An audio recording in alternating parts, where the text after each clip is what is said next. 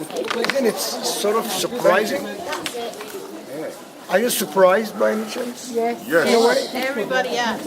I mean, where's all the crowd? Thank God. No crowd.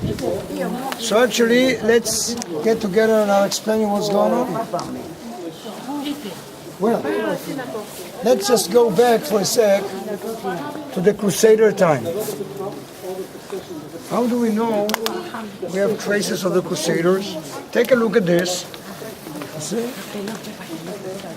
Take a look at this. And we see some more there.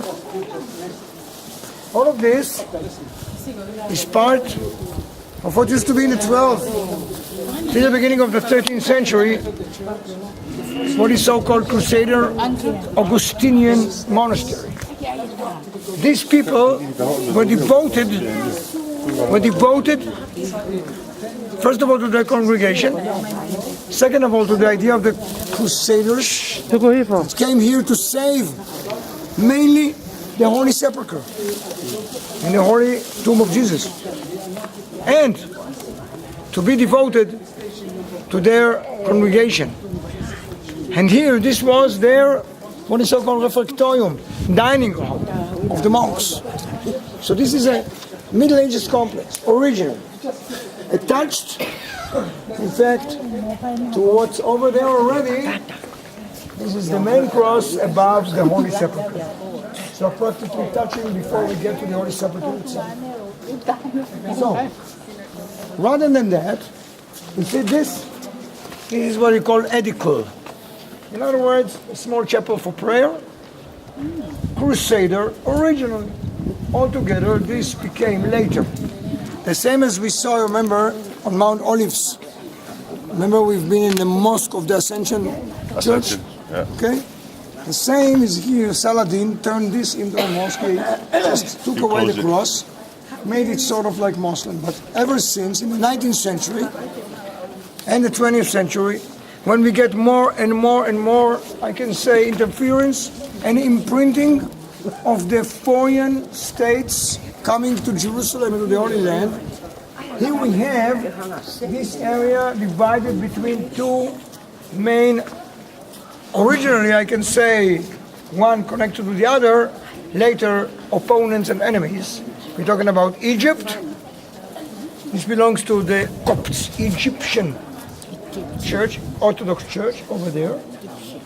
And this belongs to the Ethiopian Orthodox Church. Okay? Once one was connected to the other, and the Ethiopians had the same as the Egyptians, Syrians, Armenian, Franciscan, and Greek Orthodox. They were representative in the Holy Sepulchre as well.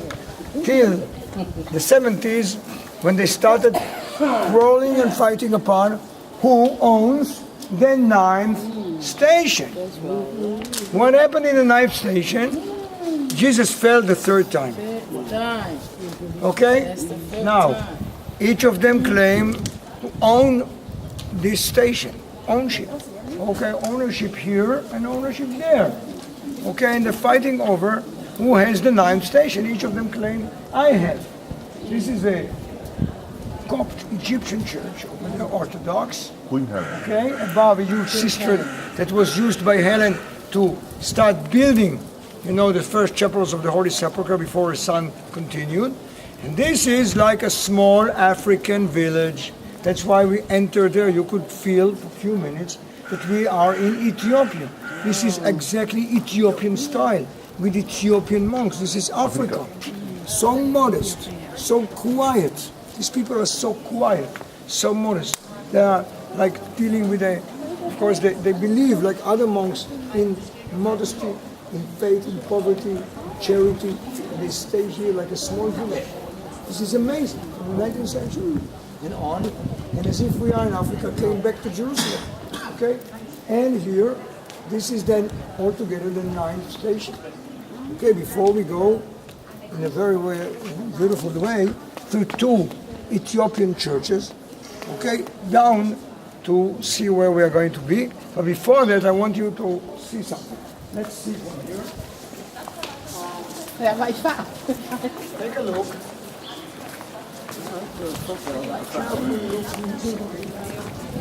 So can you smell something? Ashes or some incense. Can you smell some incense? And down there, what do you see down there?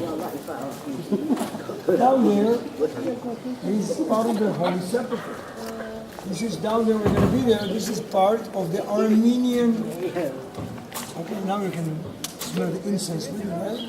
The Armenian chapel dedicated to Saint Helen. This is exactly under. We feel it, above it.